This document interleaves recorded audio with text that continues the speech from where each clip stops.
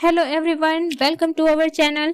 इस वीडियो में हम कक्षा 8वीं विषय विज्ञान के अध्याय 11 विद्युत धारा के रासायनिक प्रभाव के प्रश्नों के उत्तर करेंगे। इस वीडियो को सुनने मात्र से ही आपको सारे प्रश्नों के उत्तर याद हो जाएंगे। तो अगर आपने हमारे चैनल को अभी तक सब्सक्राइब नहीं किया है तो जल्दी से सब्सक्राइब कर लीजिए और इस वीडियो को लाइक कर अपने फ्रेंड्स को जरूर शेयर करें। तो चलिए शुरू करते हैं। सबसे पहले हम पाठ के मध्य में दिए गए प्रश्नोत्तर करेंगे। इसमें सबसे पहले है, इनके उत्तर दीजिए।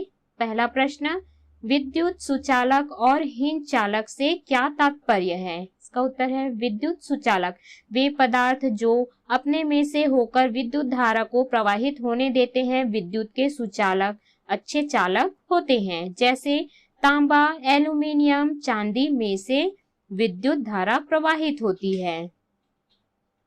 हीन चालक वे पदार्थ जो अपने में से विद्युत धारा को आसानी से प्रवाहित नहीं होने देते विद्युत के हीन चालक होते हैं, जैसे रबर, प्लास्टिक, लकड़ी आदि में से विद्युत धारा प्रवाहित नहीं होती। प्रश्न दूसरा है, आसु जल विद्युत का हीन चालक किंतु नल का जल विद्युत का सुचालक होता है, क्यों? इसका उत्तर है, आसुत जल में लवण नहीं होते हैं, इसलिए आसुत जल में से विद्युत धारा प्रवाहित नहीं होती है। अर्थात आसुत जल विद्युत के हीन चालक होते हैं, किंतु नल के जल में कुछ लवण घुले होते हैं। ये जल शुद्ध नहीं होते हैं। खनिज लवण की थोड़ी मात्रा इनमें घुली होती है, इसलिए नल का जल विद्युत का सुचालक होता है। अगला है, इनके उत्तर दीजिए। पहला प्रश्न है, विद्युत धारा के रासायनिक प्रभाव से क्या तात्पर्य है? इसका उत्तर है, विद्युत धारा के रासायनिक प्रभाव जब विद्युत धारा किसी यौगिक के जली घोल में प्रवाहित की जाती है तो उस यौगिक को उसके आयनों में विभक्त कर देती है।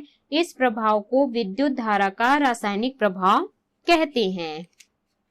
अगला है प्रश्न दूसरा, विद्युत लेपन करने के क्या कारण है? इसका उत्तर है, घटिया धातु को जंग से बचाने के कारण बढ़िया धातु जैसे सोना चांदी की परत घटिया धातु के ऊपर चढ़ाकर विद्युत लेपन किया जाता है। अगला है प्रश्न तीसरा, अपने आसपास उपलब्ध विद्युत लेपित वस्तुओं की सूची बनाइए। इसका उत्तर है, हमारे आसपास उपलब्ध लेपित वस्तुओं की सूची। पहला, नई साइकिल, नई मोटरसाइकिल, नई कार में। दूसरा, नई चमकदार आभूषणों में। तीसरा, दरवाजे के कुंडल में। चौथा, नल की टोटी, गैस बर्नर, पहियों के रिम में। पांचवा, अनेक प्रकार के लौह धातु से बने वस्तुओं में। अगला है, इनके उत्तर दीजिए के प्रश्न। पहला, वोल्टी सेल में इलेक्ट्रोड तथा विद्युत अपघट्य के रूप में किसका उपयोग किया जाता है? इसका उत्तर है, वोल्टी सेल में इलेक्ट्रोड के रूप में तांबे की पट्टी, धन विद्युत ताग्र तथा जस्तेरी पट्टी, ऋण विद्युत ताग्र का उपयोग किया जाता है तथा विद्युत अपघट्य के रूप में तनु सल्फ्यूरिक अम्ल का उपयोग किया जाता है। अगला है प्रश्न दूसरा, सौर सेल किसका बना होता है? इसका उत्तर है, एक साधारण सौर सेल सिलिकॉन की 2 परतों से बना होता है। अगला है अभ्यास के प्रश्न। प्रश्न पहला, सही विकल्प चुनकर लिखिए। पहला, निम्नलिखित में से विद्युत का सुचालक नहीं है। आसूत जल। दूसरा, सरल वोल्टी सेल में विद्युत अपघट्य होता है। इसका उत्तर है, तनु सल्फ्यूरिक अम्ल। तीसरा है, विद्युत धारा द्वारा किसी पदार्थ पर किसी दूसरी धातु की परत चढ़ाने की प्रक्रिया को कहते हैं। तो इसका उत्तर है, विद्युत लेपन। चौथा, वह उपकरण जिसमें विद्युत अपघटन की क्रिया होती है। इसका उत्तर है, वोल्ट मीटर। अगला है प्रश्न दूसरा, रिक्त स्थानों की पूर्ति कीजिए। पहला, साधारण वोल्टी सेल में विद्युत अपघट्य तनु सल्फ्यूरिक अम्ल विलयन होता है। दूसरा, किसी विलयन से विद्युत धारा प्रवाहित होने पर रासायनिक प्रभाव उत्पन्न होता है। तीसरा है, सौर सेल में सौर ऊर्जा विद्युत ऊर्जा में रूपांतरित होती है। चौथा है, वोल्टमीटर द्वारा सस्ती धातुओं पर बहुमूल्य धातुओं की परत चढ़ाने की प्रक्रिया विद्युत लेपन कहलाती है। पांचवा है, घड़ियों, कैलकुलेटर, ट्रांजिस्टर एवं कृत्रिम उपग्रहों में बटन सेल का उपयोग किया जाता है। अगला है प्रश्न तीसरा। निम्नलिखित प्रश्नों के उत्तर दीजिए। प्रश्न पहला, क्या शुद्ध जल विद्युत का चालन करता है? यदि नहीं तो उसे चालक बनाने के लिए हम क्या कर सकते हैं?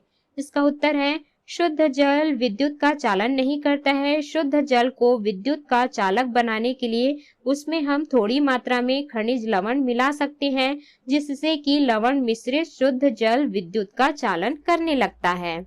प्रश्न दूसरा है, आग लगने पर फायरमैन पानी के पाइप का उपयोग करने से पहले उस क्षेत्र की विद्युत आपूर्ति बंद कर देते हैं, क्यों? इसका उत्तर है, आग लगने पर फायरमैन पानी के पाइप का उपयोग करने से पहले उस क्षेत्र की विद्युत आपूर्ति बंद कर देते हैं, क्योंकि नल जल पाइप के जल में कुछ लवण खुले होते हैं। ये जल विद्युत के सुचालक होते हैं, अतः उसे विद्युत के झटका ना लगे, इसलिए वह ऐसा करते हैं। अगला है प्रश्न तीसरा, लोहे के ऊपर जिंक की परत क्यों चढ़ाई जाती है? इसका उत्तर है, लोहे को जंग लगने से बचाने के लिए उस पर जिंक की परत चढ़ाई जाती है। प्रश्न चौथा है, विद्युत अपघटन की प्रक्रिया को समझाइए। इसका उत्तर है, विद्युत अपघटन की प्रक्रिया। विद्युत अपघटन का उपयोग अशुद्ध से शुद्ध धातु प्राप्त करने में किया जाता है। विद्युत अपघटनी शोधन एक टंकी या हौज में किया जाता है। इसमें शुद्ध की जाने वाली धातु के उपयुक्त लवण या जटिल लवण का विलयन भरा जाता है। शुद्ध धातु की पतली पट्टी से कैथोड और अशुद्ध धातु की मोटी छड़ से एनोड बनाए जाते हैं। उपयुक्त विभव और उच्च एम्पियर की विद्युत धारा प्रवाहित करने पर एनोड से शुद्ध धातु अपने विलयन में से कैथोड में जमा होती है। यह विधि विद्युत अपघटन कहलाती है। इस विधि में अशुद्धियां एनोड के पास इकट्ठा होती हैं। इसके उत्तर में आपको इस प्रकार से चित्र बनाना है।